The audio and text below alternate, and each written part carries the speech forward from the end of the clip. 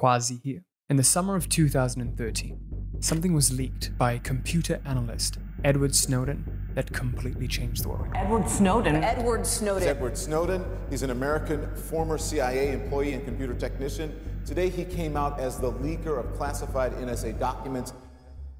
Exposing PRISM, a covert mass surveillance system developed post 9/11 by the National Security Agency to spy on the internet and phone data of US citizens. And this was no conspiracy theory either. Snowden leaked slides straight from the NSA's top secret presentations, revealing how PRISM grants backdoor access to the servers of Silicon Valley giants. This revealed how private user data was being directly collected from Google, Facebook, Apple, Microsoft, emails, voice calls, browsing history, everything. With this direct access to big tech databases, the NSA would sweep up and analyze the personal data of hundreds of millions of citizens at will. No warrants, no permission, no transparency. The scale of this spying was nothing short of evil, pure evil.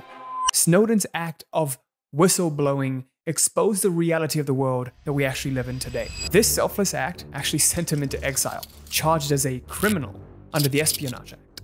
But the damage was already done. This total invasion of privacy from the government was now common knowledge. But this actually had even more sinister implications beyond just simple surveillance. Just picture this. Everyday individuals, just like you and me, unknowingly become pawns in a game where our thoughts are meticulously tracked, manipulated, and weaponized for profit. This isn't a movie.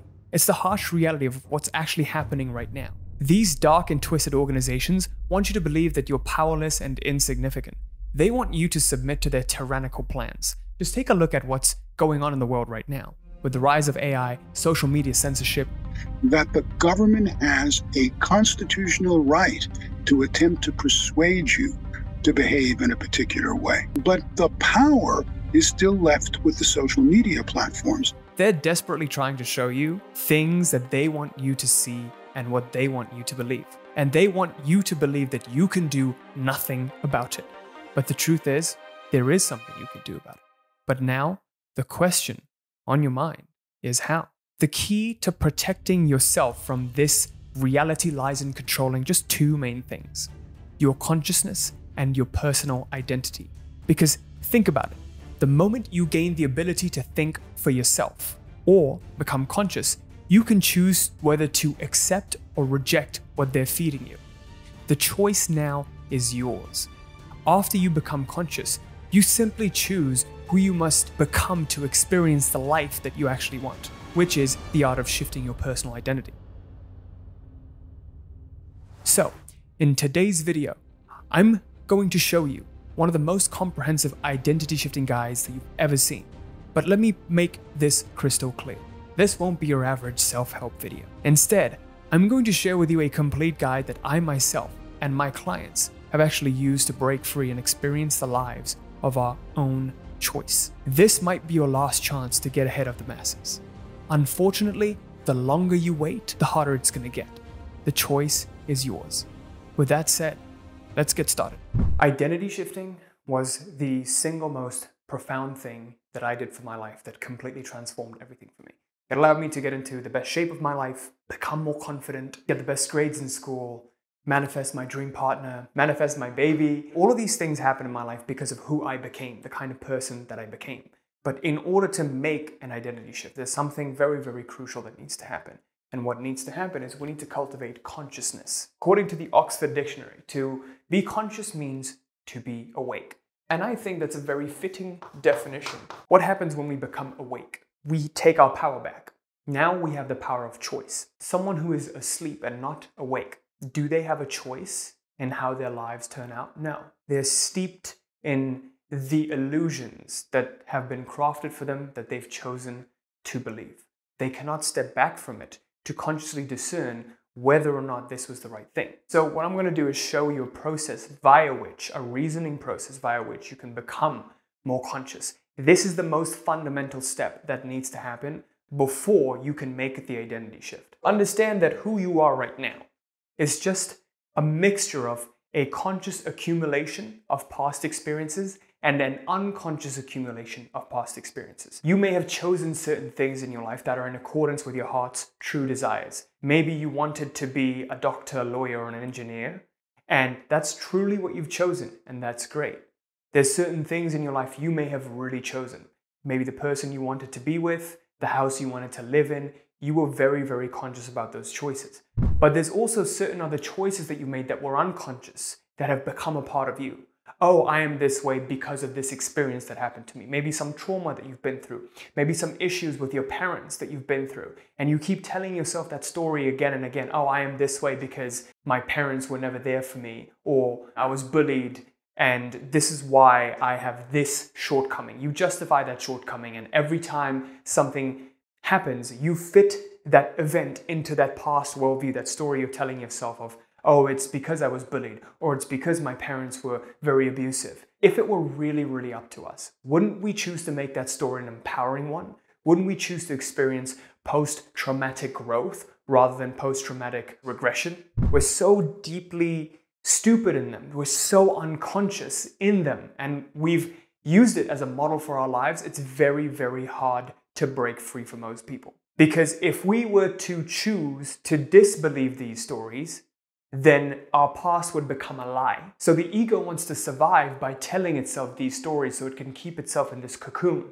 And it invents these stories to keep you safe and to keep you secure. But in reality, it's preventing you from experiencing certain other beauties of life that you could have otherwise experienced if you didn't choose to believe in the story. Understand that we are an accumulation of our past experiences, whether it be conscious or unconscious. For people who are true creators of their realities, most of who they are, their identity, is a conscious accumulation. They've chosen to be this way. They've consciously chosen to be this way. For my life, the first 15, 16 years was an unconscious accumulation. I would say it was around 70% of an unconscious accumulation. Certain things, certain way that I was and I conducted myself, I didn't choose to be that way. I simply internalized events and traumatic events that had happened, and I perceived it in a certain way to make me that way. But ever since I got into this space and I learned about all of these things, over the past 7-8 years, everything about me has been conscious. And this isn't an easy task to do. Otherwise, we would all do it. When are you the most awake? When you're the most uncomfortable. You're the most alive when you're the most uncomfortable. When you're constantly exerting energy, thinking about different things and consciously making decisions.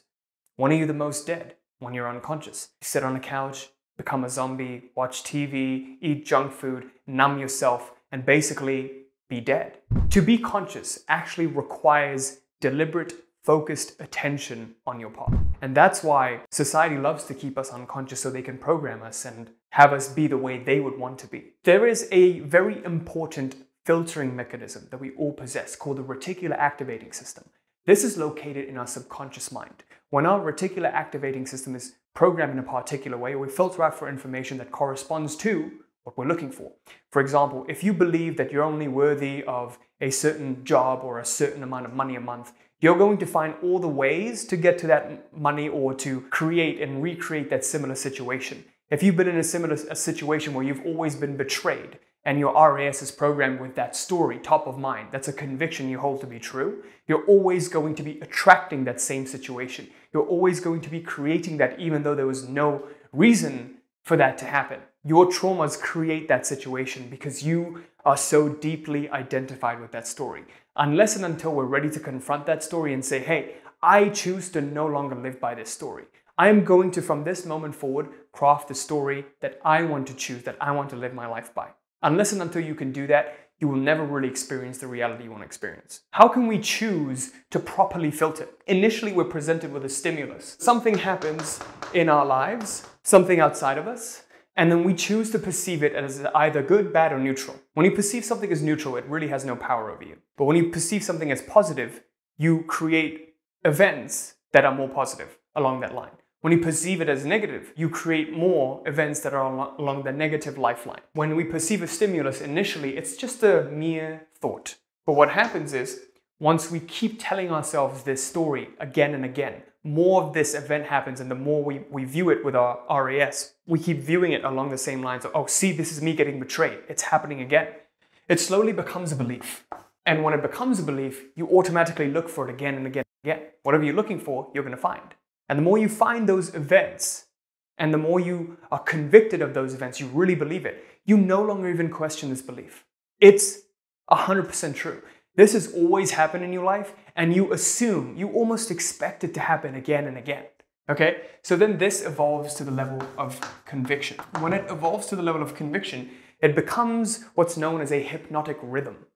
You become hypnotized and you sort of go through this rhythm again and again in your life. You keep attracting this similar situation in your life again and again, and you can't break free. What is the way in which we can break free? We have to confront these convictions. We have to observe and consciously watch these patterns that are happening and actually ask, is this really true?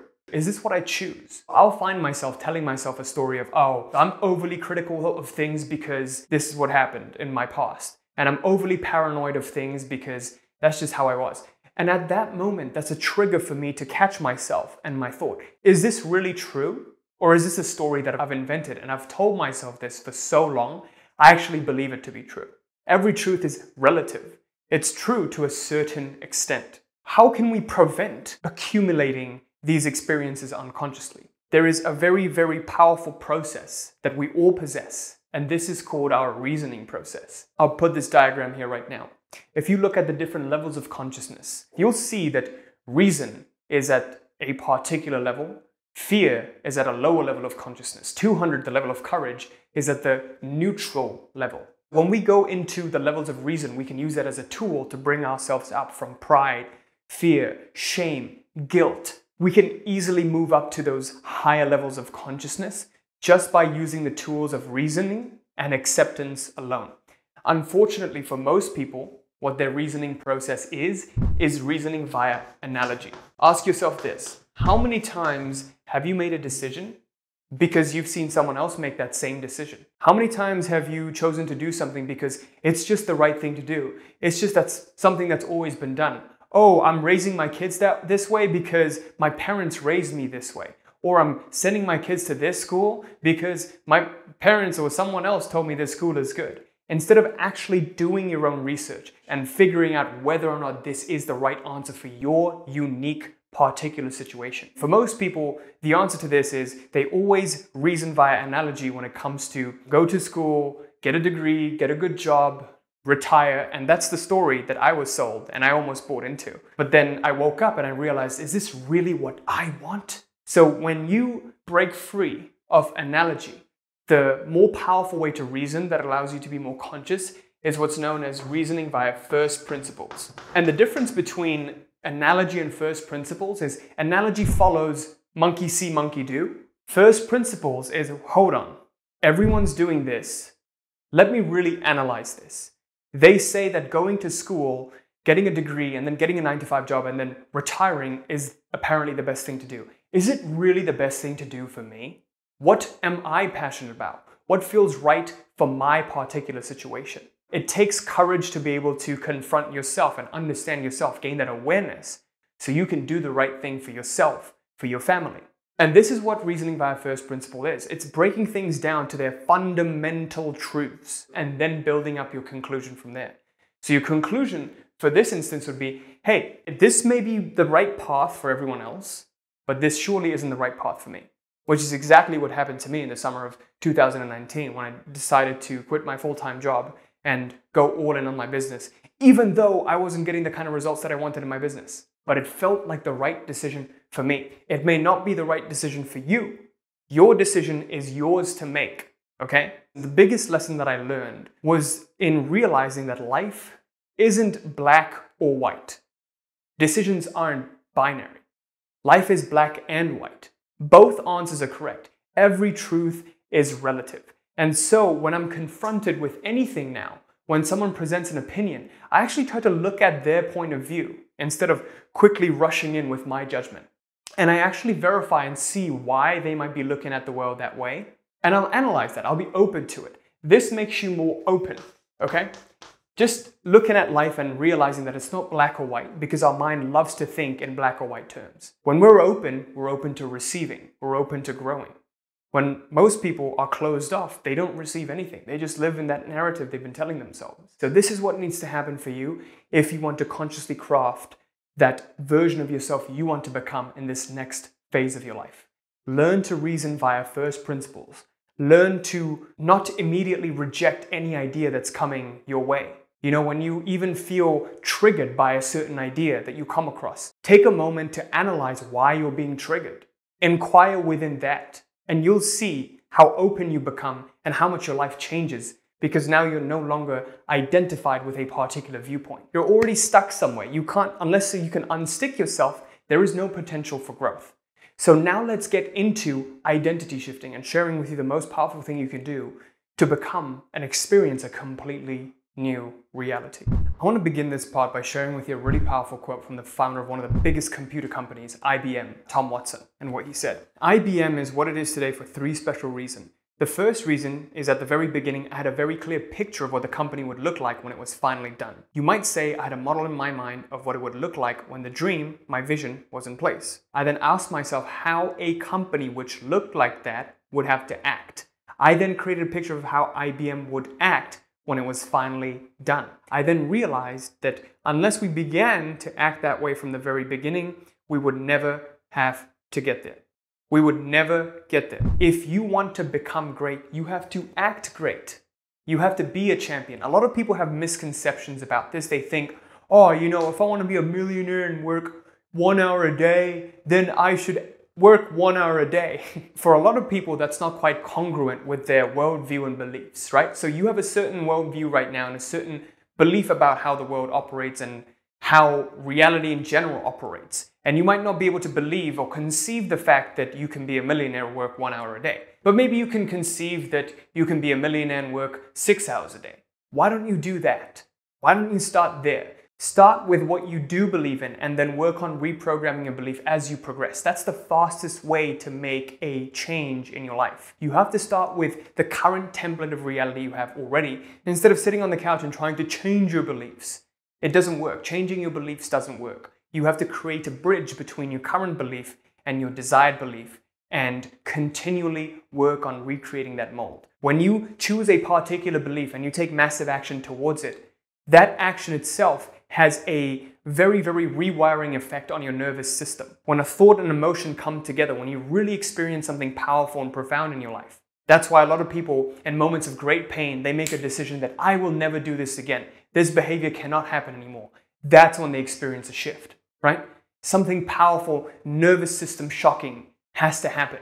Understand that if you begin to act as who you would be in my life, I looked at who would Quazi be if he were the millionaire version of him. He would definitely work hard every single day, but he would be passionate about what he did, right? But what I wouldn't be is someone who would work extra hard more than I wanted to work, because truly deep down, I want to experience freedom in my life. Freedom to be able to take a day off work and just not decide to work, right? I don't want to ever be trapped by my obligations. I want to have freedom, but I want to choose to do the work. And for a lot of people, that might not be it. They might be hell-bent on becoming a billionaire and working 12-hour days, and that's great for you. For me, that's not quite the case. And it takes courage to be able to own up to that, right? A lot of people want to simply experience more freedom in their lives and be able to spend more time with their families, but they might be judging themselves for it and being like, oh, but Quazi, am I not aiming too low? Am I not selling myself too short? It doesn't matter. You have to start somewhere and start with a thing that you really, truly want deep down in your heart that would make your life a continual vacation. And that's what we're going to describe here in this identity reprogramming document that you're going to create, we're going to create together right now. And once you use this every single day, it's going to completely change your life, as it has done so with over 1,000 clients of ours. Before we get to that, we have to understand a simple formula for what creates change, what creates permanent change in someone's life. And as you heard this quote by IBM founder Tom Watson, I had to develop a clear vision and then figure out who we would be collectively as a company if we were executing on that vision and we were a great company, right? So he basically said, you need to be clear on what you want, why you want it, who you must become in order to experience it. When you have the what, why, and who all in one place, completely congruent, then the how and when shows up. To give you an example of this, I knew that I wanted financial freedom, and I knew why I wanted it. because I wanted to break free from being trapped. My soul felt trapped in that 9 to 5.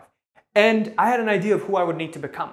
I would need to become the kind of Quazi that's not afraid to make decisions that are outside of the norm, like quitting my job, like starting up a YouTube channel, like no one else would. You'll know you're making the right decision when you feel lonely, because frankly, there's not a lot of people there who are brave enough to make that decision you just made or you are about to make. Usually when the decision is uncomfortable, you know you're making the right decision.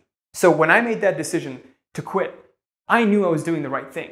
I wasn't fully clear because, again, clarity develops with time. But once I knew vaguely at least what I wanted, why I wanted, and who I would need to become in order to achieve it, that's when things started to show up. I found a coaching program that taught me how to build up a coaching business. I met someone who had a coaching business before that, and he told me, you should make a coaching business. And I was like, oh shit, that makes a lot of sense, because prior to that, I thought I was going to sell notebooks, journals, and sell merch. But that didn't really resonate with me. So I knew it wasn't the right answer.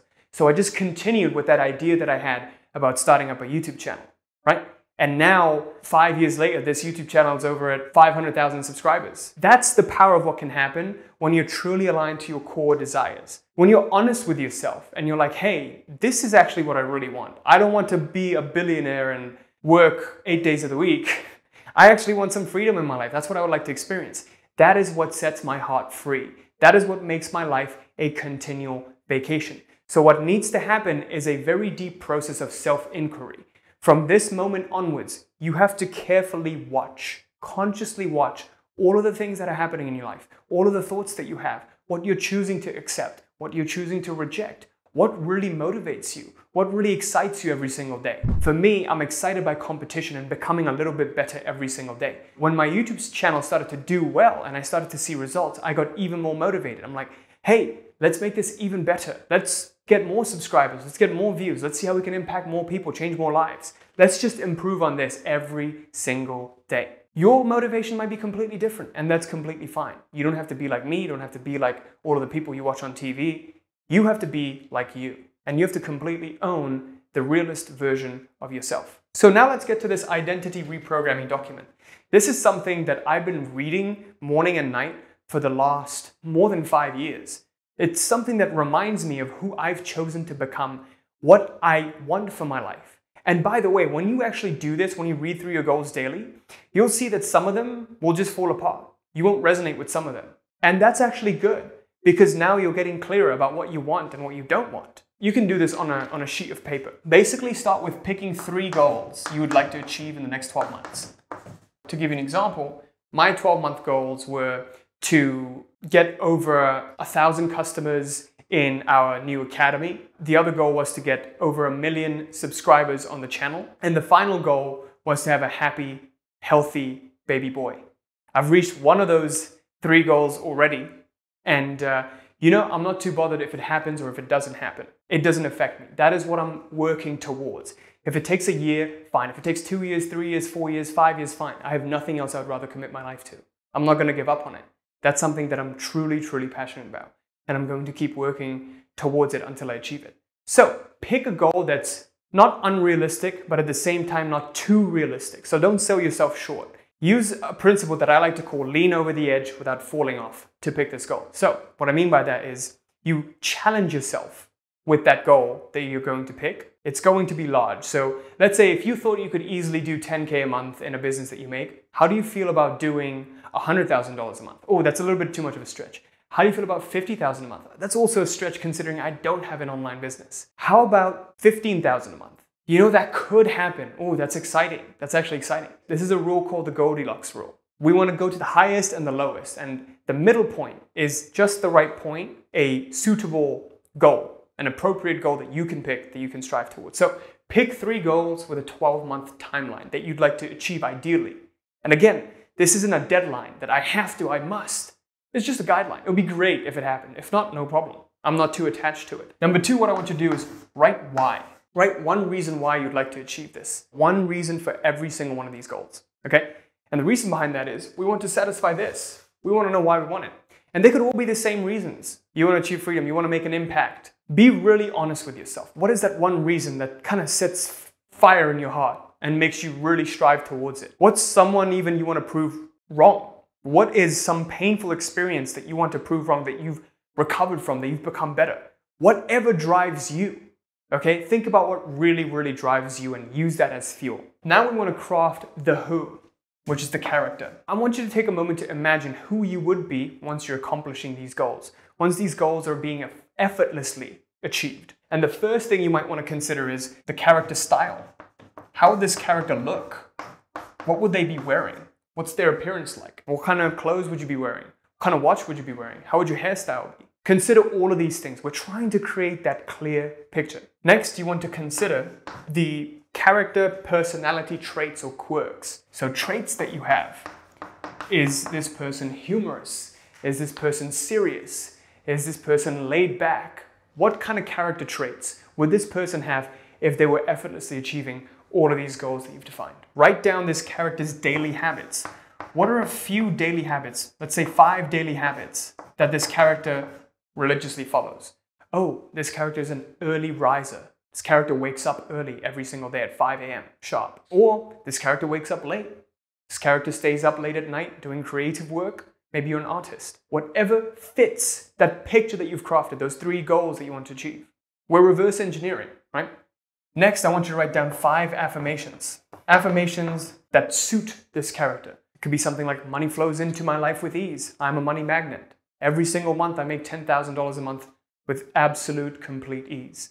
It could be something different. I sell my artwork like crazy. Raving fans come to me. Whatever it is that makes sense. I usually do an affirmation for each area of my life. I would do 5 to max 10, 1 to 2 affirmations for each area of your life. Health, wealth, relationships, fitness. And then what you want to do is 5 accomplishments. What do I mean by that? I want you to look into your past and look at 5 big accomplishments that you've had, 5 big milestones, and write them down. 5 notable milestones that represent who you're becoming. So for example, if you want to be a really big artist, a musician, maybe you've had a music cover that you did on your YouTube channel do over 1 million views or over 100,000 views. That's an accomplishment. Anything that confirms who you're becoming. Because remember, this document is something we're going to be using every single day as a reminder of who we're becoming and what we really want. I've shared with you what my goals are. What I want you to do is just pause this video and write down your own identity reprogramming document. Just share it with me in the comments right now. I would love to see it, who you're becoming, and maybe we'll keep each other accountable. How about that? What we're going to do with this document now is you're going to read this once every morning and pay particular attention to these main 3 sections. Think about the 3 goals. Keep it top of mind. Really think about why you want it, what mission you're on. You're on a mission. Why is this important? Why is this important to humanity that you accomplish these goals, right? Why is it important to your family, yourself? Why is it important that you really achieve these? And then think about who you're being once you accomplish it. Create a clear picture of this character as he goes through his daily habits, as he dresses up in his or her favorite outfit. Really think about all of these things and keep it top of mind.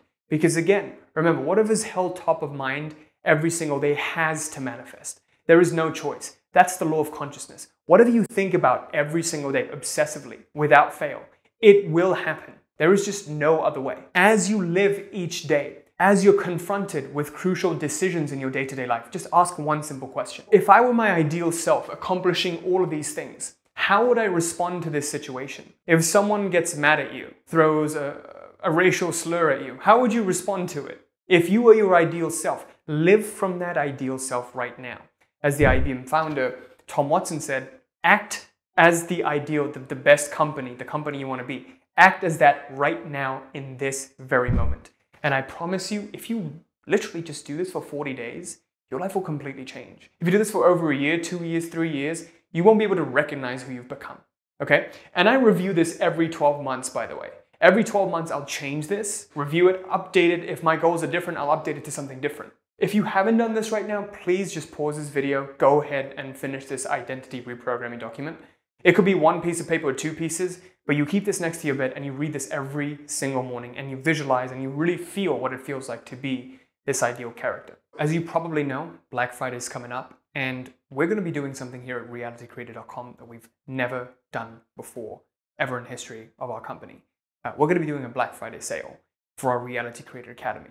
So I'll announce the details in the waitlist. There's a special waitlist for it. You can click in the pinned comments down below or in the description below to sign up for it. It's an exclusive waitlist, and we can also send you exclusive material that I can't quite share on the channel because of the channel's limitations. But I know a lot of you guys who are watching this, you care more about your personal development than buying an Xbox or a television. I'm really excited to be able to do this. And so far this year in the Academy, we have over 380 members. You can see some of the great results we've been getting with our customers right here. I mean, it's been amazing to see the community. And this is something I wish I had when I got started off. And I realized when I joined and I invested in different communities, I actually saw growth. Because like I said, this journey is very, very lonely, and there's very few like-minded people you're ever going to meet. Most of my friends were too busy partying, Snapchatting, and posting shit memes and WhatsApp groups. So I didn't really have a collective group of like-minded people. Okay, and I wish I had something like this. So click on the link in the description or the pinned comments to join the waitlist, and I'm gonna share with you more details as the date comes around. I'm looking forward to seeing you in the waitlist.